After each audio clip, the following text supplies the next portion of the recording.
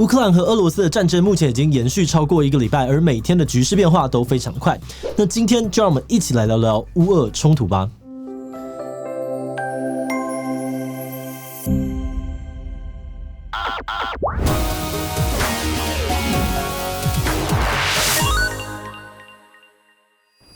Hello， 大家好，我是志奇。从去年的10月开始，俄罗斯在东欧就有不少军事上面的部署跟行动。而在2个礼拜之前，我们也做了一支影片讨论普丁到底想要干嘛。没有想到在2月24号呢，俄罗斯忽然对乌克兰开战。那我们也收到了很多观众的留言敲碗，想要我们聊聊这件事情。不过因为刚好遇到团队的长假，再加上局势变化的非常快，所以花了一些时间来整理这次事件的脉络。那今天我们会来看看这次冲突的几个关键事件、各国的回应跟制裁，最后也讨论一下大家最关心的未来会发生什么事。不过在开始之前呢，按照惯例，先让我们进一段广告。NVIDIA GTC 人工智慧大会即将在3月21到3月24全球同步线上登场。这次活动最大的亮点，除了3月22日晚上11点有 NVIDIA 的执行长黄仁勋主题演说之外， GTC 还邀请了各大产业专家，包含了像是 Epic Games、皮克斯、Meta 还有宾士等等，一共将带来超过900场的精彩讲座。同时他们也会事先提供 PDF 讲义，让你更方便的掌握内容。那如果你喜欢实作练习， GTC 也还有 DOI 深度学习实作坊，可以让你亲自动手做 AI， 完成后还能够获得认证跟证书哦。另外，如果你是对自然语言处理有兴趣的开发者，今年 GTC 也特别推荐2门课程，分别是透过高效能 GPU 挽救台湾濒危语言，以及揭秘对话式人工智慧，可以让你更了解相关技术。而想要学习更多实际应用的话，也可以报名有中文授课的自然语言处理实作课程，现在使用折扣码还享有优惠哦。大家有兴趣，现在就点击下方链接免费报名 GTC 线上大会，了解更多的课程资讯吧。首先，先来简单的回顾一下目前的战争状况。这一次的冲突大概是在2月的时候开始白热化，而关键的冲突点是在乌克兰东部的顿巴斯地区。这个地区跟俄国相连是俄国人口比较多的地方。而在2014年，亲俄武装势力占领了顿巴茨克还有卢甘斯克，并宣布独立，跟乌克兰爆发了武装冲突。而到了2015年，双方签署了明斯克协议，双方停火，撤除顿巴斯地区的武装力量，赋予顿内茨克还有卢甘斯克自治区权利等等。但是在签署完之后呢，乌俄双方都指责对方没有确实的执行协议内容，小规模的冲突还是不时发生。那在2月21日，普丁在演讲中宣布承认顿巴斯地区的2个政权独立，并且指控乌克兰政府没有执行明斯克协议，是对顿巴斯地区进行种族灭绝的新纳粹，因此决定派军进驻顿巴斯维护和平。而到了24日呢，普丁再次宣称说，俄罗斯受到了顿内茨克还有卢甘斯克的求助，决定展开特别军事行动，要求呢乌克兰去武装化以及去纳粹化。而当天，俄罗斯军队就从乌克兰东部、南部的克里米亚、北部的白罗斯等多个方向一起进军乌克兰。当天呢，就有多达10个城市遭到了空袭，战争忽然就开始了。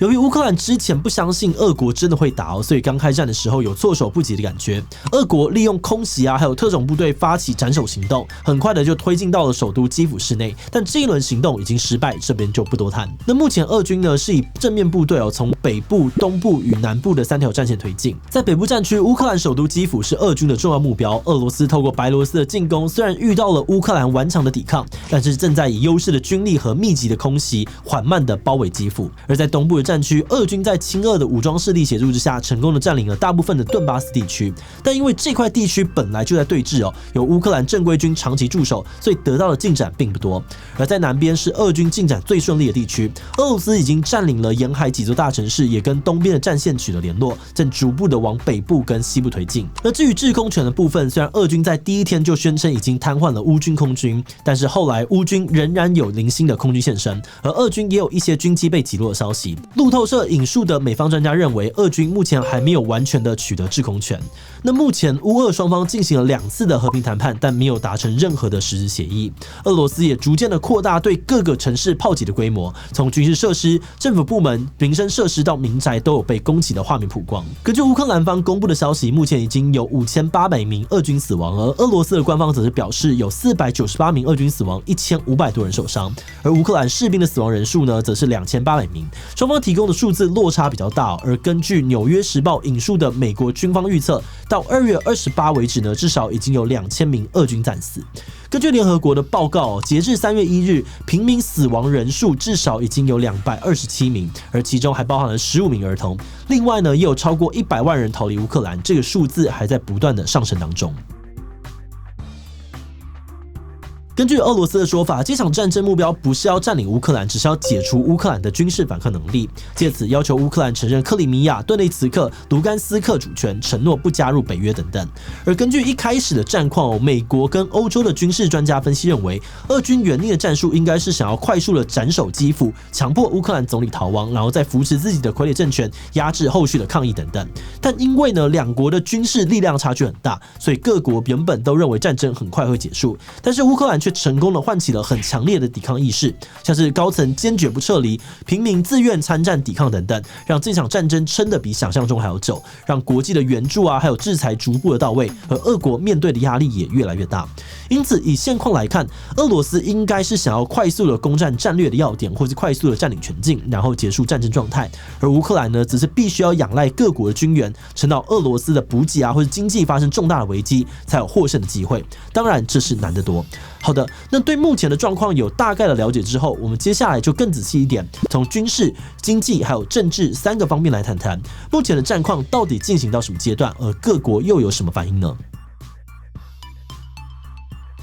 在军事方面，这次最受瞩目的呢，是以美国为首的北约。在战争爆发之前，美国就多次的表明俄罗斯会进行攻击，但也同时表达呢不会派兵参与。而在战争开打之后，美国也再次强调不会派兵的立场，但会另外拨出价值3.5亿美金的武器装备还有防空系统给乌克兰，加上过去1年的援助，目前美国已经对乌克兰提供了超过10亿美元的国防资源。同时，拜登政府也宣布会向北约多增派12000的美军部队，而部署在北约成员国还有俄罗斯边境，目前不会进入乌克兰。而再来是北约跟欧盟的国家呢，目前大部分成员国包含像德国、英国、加拿大、法国、波兰等等，基本上都跟美国采取类似的立场。他们透过财政支援捐赠反坦克、防空导弹、弹药等等的军事装备去支援乌克兰。不过目前北约也跟美国一样拒绝派军直接参战。那对于北约跟美国只间接支援不直接出兵的原因，目前有很多种不同的解释。比较常见的解释有2个。第一，因为乌克兰不是盟国，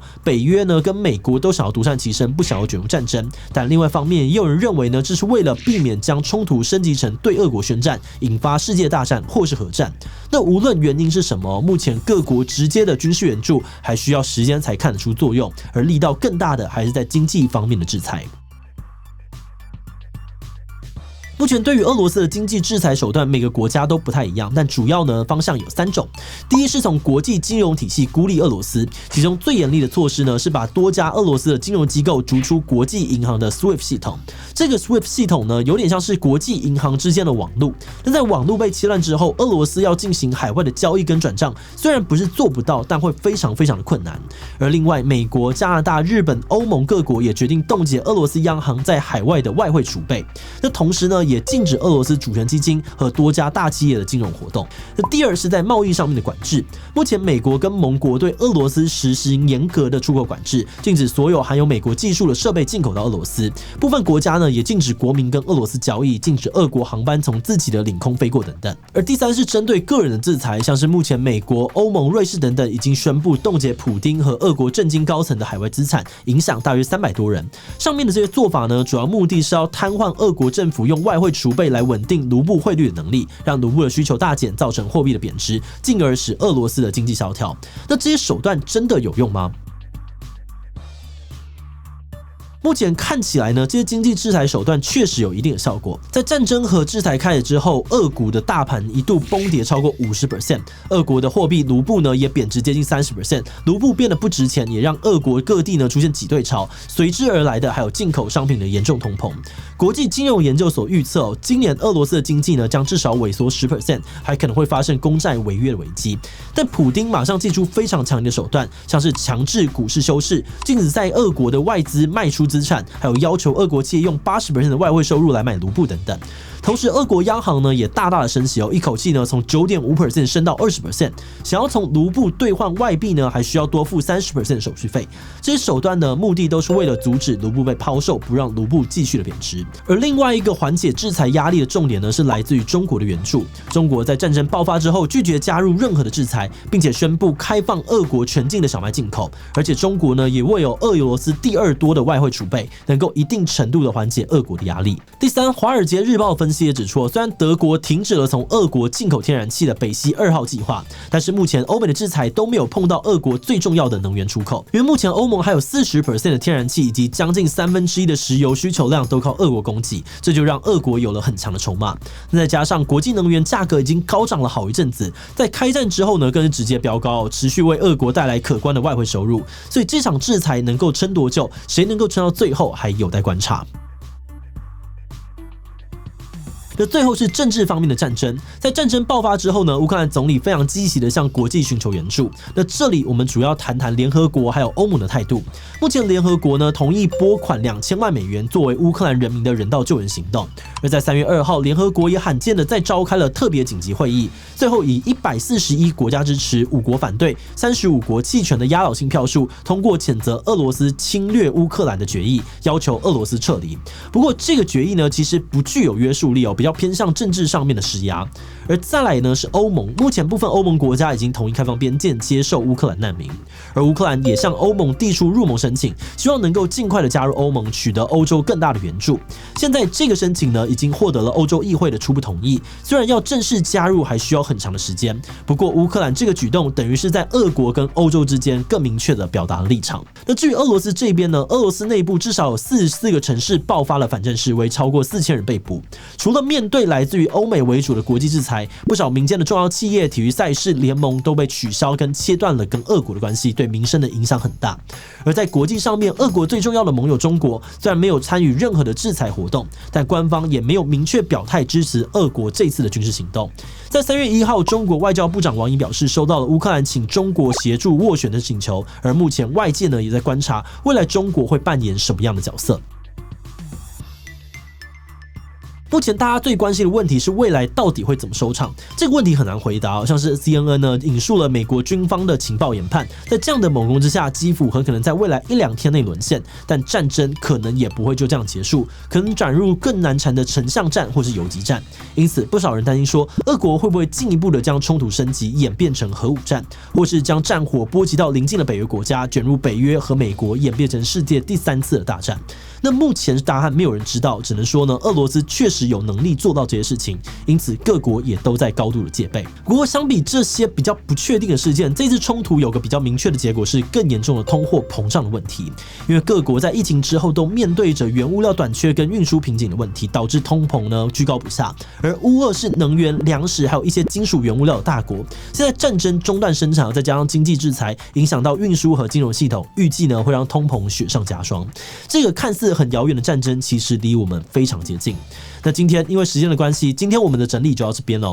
未来我们会继续的观察事态的演变。那如果你喜欢今天的影片，欢迎分享出去，让更多人知道乌俄的冲突近况。此外呢，也可以点击这个地方看看普丁为何要打乌克兰，以及普丁为何能够一直连任的讨论。那么今天的这一期就到这边告一段落，我们明晚再见喽。